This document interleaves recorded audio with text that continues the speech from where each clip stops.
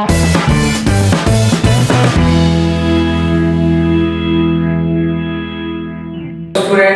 welcome back to our channel, and here we are with a new video.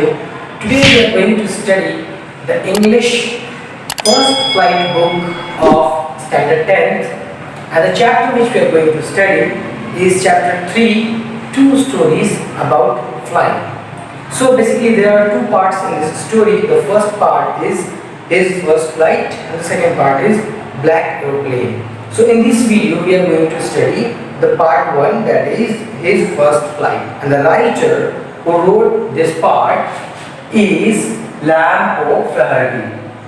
So before we get started, before we read the story and we get into the meanings, first we should have a glimpse about this story. So students, if I tell you a practical way of life, that is sometimes we are happy, we are living a life. On the other hand, on contrary, sometimes we face difficulties, we face obstacles, we face problems. Sometimes the solution is easy and sometimes the solution is difficult and hard to find. So in this case, we are not motivated. We are sad, we are disappointed, we are tensed. So this story is about that only. There is a problem about flying, the bird, the seagull bird, and he doesn't know how to handle it. So basically the bird is afraid of flying, just like we are afraid of taking any step to move forward when we are stuck into a problem.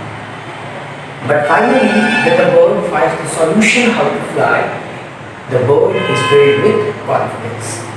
The same very way, when we find a solution after trying hard, after a long struggle, again we are filled with confidence. So this story is related to that part. So now we are getting into the story. We will read paragraph and we will understand what the story is all about. So let's get started.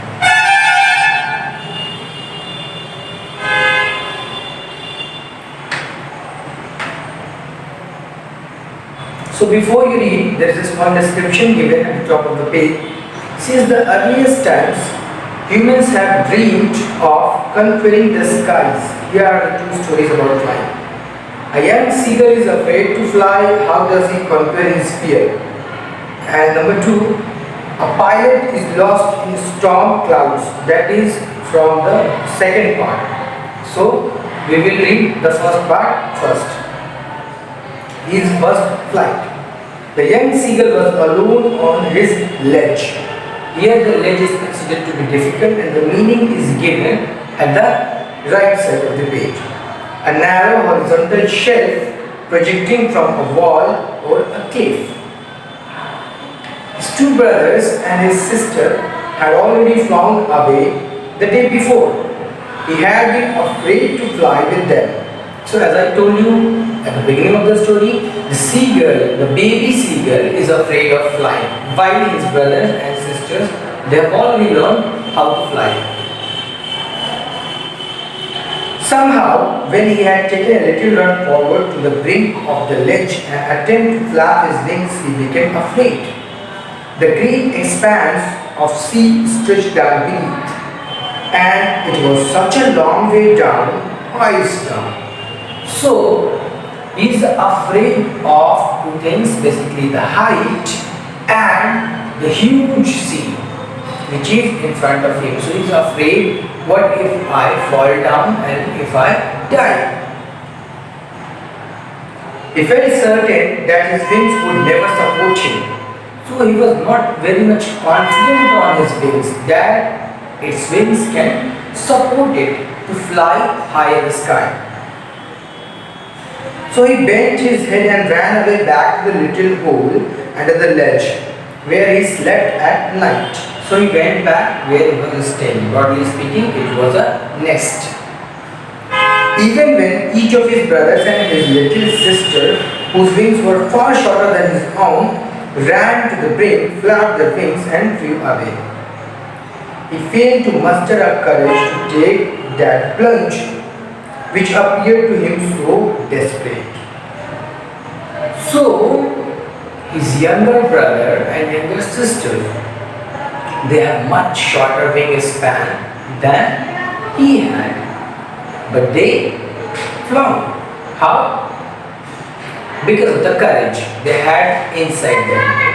And this much courage the seagull, the baby seagull, didn't have. That's why he was not taking risk to fly. But the life is all about taking risk and expanding your horizons and expanding your dreams. If you don't take risk, you can't achieve anything in life. So here in this story, to fly high in the sky, the seagull had to take risk and to span his wings. Then only he can fly. His father and mother had come around calling to him shrilly, upbraiding him, threatening to let him starve on his ledge unless he took away. But for the life of him, he could not move. So all his father, his mother, his brothers and sisters, all they could do, they have done. They have made him understand. Even they are threatening him that if you won't take risk, if you won't take any step to fly, we will make you starve. We will not going to feed you anything. But it didn't work. Here the word upbraiding, that means scolding. Even they have scolded this baby seagull, but it didn't fly. That was 24 hours ago. Since then nobody had come near him. The day before, all day long, he had watched his parents flying about with his brothers and sisters, perfecting them in the art of flight, teaching them how to skim the waves and how to dive for fish. So here they are hunting for fish also. They are eating fish. That's why they are making their nest nearby the sea. He had in fact seen his older brother catch his first herring and devour it, standing on a rock while his parents circled around raising a proud cackle. And all the morning the whole family had walked about on the big plateau midway down the opposite cliff, taunting him with his cowardice. So, two things. The brother is the baby seagull's younger brother, younger sister, father and mother. All of them, they are flying. They are hunting their own prey, that is the fish. And the cliff on which the nest is there, they are flying and circling the cliff, circling the nest, and showing the baby seagull that how coward it was. His younger brother, his younger sister, they all are flying since morning. They are making their own food. They are hunting. They are catching the fish from the sea. They are diving. Even they are diving in the sea. And mother and father, they are making them expert to fly. They are teaching them the techniques. They are teaching them the arts, all the things, how to dive, how to move left, right, how to shuffle in the air, how to shuffle in the sky, in the clouds, everything they are teaching. And it is because the younger brother, the younger sister of the baby seagull, they have taken the step to fly. So until and unless you make any step, nobody can teach you anything. So the father and mother, they cannot teach anything while sitting on the cliff. For that, the baby seagull need to fly, need to take a step. Then only it can be taught anything. The sun was now ascending the sky, blazing on his ledge that faced the sun. He felt dead heat because he had not eaten since the previous nightfall. So finally the baby seagull, it has not eaten anything and now it is feeling hungry. He stepped slowly out to the brink of the ledge and standing on one leg with the other leg hidden under his wing. He closed one eye, then the other. Skim here means to move lightly just above the surface, and herring is a soft finned sea fish. So herring is a breed of fish which is found in the sea. and pretended to be falling asleep. Still they took no notice of him. He saw his two brothers and his sister lying on the plain dozing with their heads sunk into their necks. His father was preening the feathers on his white back. Only his mother was looking at him. She was standing on a little high hump on the plain shoe, her white breast thrust forward now and again. She tore a piece of fish that lay at her feet and then scratched each side of her beak on the rock. The sight of the food maddened him. How he loved to tear food that way, scraping his beak now and again to wet it. So here preening means making an effort to maintain feathers. So finally he came out of the nest, he came out of the hole, and he was pretending like he was sleeping, but actually he was not. So he was looking here and there for his family members. So he found his father, he was decorating his feathers on the body. His brothers and sisters, they were dozing, that means they were sleeping, taking a nap. And his mother, she was tearing apart the fish to eat and sharpening her beak by the edge of the stone. So while watching all these things, the baby seagull also remembered how he used to tear apart the fish and then how he ate it. But since last night, it was hungry, the baby seagull was hungry. Ga, ga, ga, he cried, begging her to bring him some food. Ga, oh, ah, she screamed back derisively, but he kept calling plaintively. And after a minute or so, he uttered a joyful scream. His mother had picked up a piece of the fish and was flying across to him with it. He leaned out. To wet, W-H-E-T, wet, that means to sharpen the beak. Derisively, that means in a manner showing someone that she is stupid, she or he is stupid. So it was asking for the food, but the mother was scolding him that he is a coward, he is not taking even a step to make his own hunt, to make his own prey. And finally, he took a piece of the fish in its beak and the mother kept on flying. She made a circle around the cliff, eagerly tapping the rock with his feet, trying to get nearer to her as she flew across. But when she was just opposite to him, she halted, her wings motionless, the piece of fish in her beak almost within reach of his beak. He waited a moment in surprise, wondering why she did not come nearer, and then, maddened by hunger, he dived at the fish. With a loud scream, he fell outward and downwards into space. Then a monstrous terror seized him and his heart stood still. He could hear nothing, but it only lasted a minute. The next moment he felt his wings spread outward. The white brushed against his breast feathers, then under his stomach and against his wings. He could feel the tips of his wings cutting through the air. He was not falling headlong now. He was soaring gradually downwards and outwards. He was no longer afraid. He just felt a bit dizzy. Then he flapped his wings once and he soared upwards. Ga, ga, ga, ga, ga, ga, old ah. His mother flew past him, her wings making a loud noise. He answered her with another scream. Then his father flew over him screaming. He saw his two brothers and sisters flying around him, curvating and banking and soaring and banging. So in this paragraph, it was very beautifully written. Actually, the baby seagull's mother was enticing him, luring him, so that it can jump and it can spread its wings. But he was moving closer step by step, and he didn't watch that there is a deep and narrow cliff.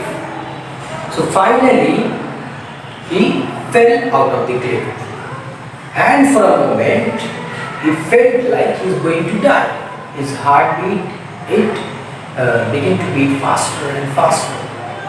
But suddenly what he felt that automatically, without any efforts, his wings spread, and he could feel the air which was going upwards and downwards.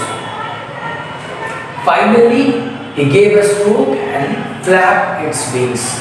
All of these things, it is happening without any effort. So the moment he fell, his wings sprayed automatically and started flapping. So he dived out, and just after this, he felt that all of his family members, mother also, his father also, brothers, sisters, they all are flying with them, they are encircling him, and they all are flying and supporting him. So the fear, the frightening moment is no more present. It's gone.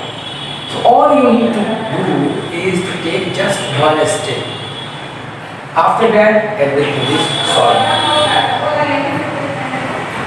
So then he completely forgot that he had not always been able to fly, and commended himself to dive and soar and curve, shrieking shrilly. He was near the sea now, flying straight over it, facing straight out over the ocean. He saw a vast green sea beneath him, with little ridges moving over it, and he turned his beak sideways and cowed amusedly, creating dizzy, that means an uncomfortable feeling of spinning around or losing one's balance, and curveting, that means leaping like a horse, and banking, that means flying with one wing higher than the other.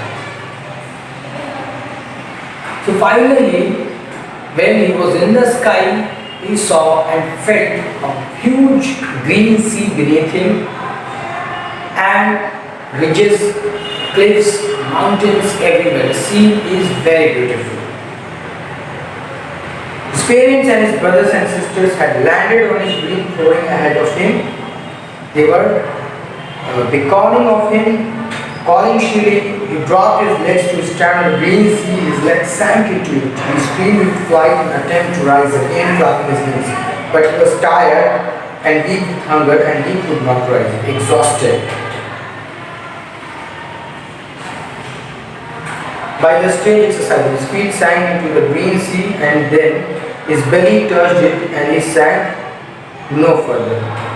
He was floating on it, and around him his family were screaming, praising him, and their beaks were offering him scraps of dogfish. He had made his first flight. So after some time, he was tired. He tried to land on the sea, but it was water, so he was very much afraid that I will sink. But he was very much tired. He had no energy so that he can fly higher. So he tried to land on the seawater. So when his feet touched the water surface, it was sinking, and again he became afraid that I will sink and I will die. But he tried to make some steps. He flapped his wings for some time so that it can fly above the sea level. But he had no energy. So finally the leg, the foot, it sank, and his belly feather touched the sea water, and it can sink no further. So it started floating like a duck. If you have seen a duck, how it floats on the water, just like that, the baby seagull started floating because it cannot sink further. So it can swim also on the water. So all of his family members, they started offering him food, and the baby seagull has made its first flight. So here the story is ending.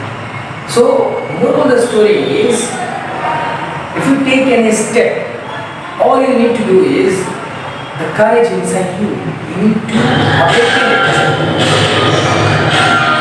You need to meet your courage, and then you need to take a step, and then everything is solved. So this is the story all about. And if you like the story, if you like the video, hit a like, write something in the comment box. If you have any question, write that too. We'll be back again with lots of videos like this. If you haven't subscribed our channel, please do subscribe our channel and show us your support. We'll be back again. Till then, goodbye and thank you.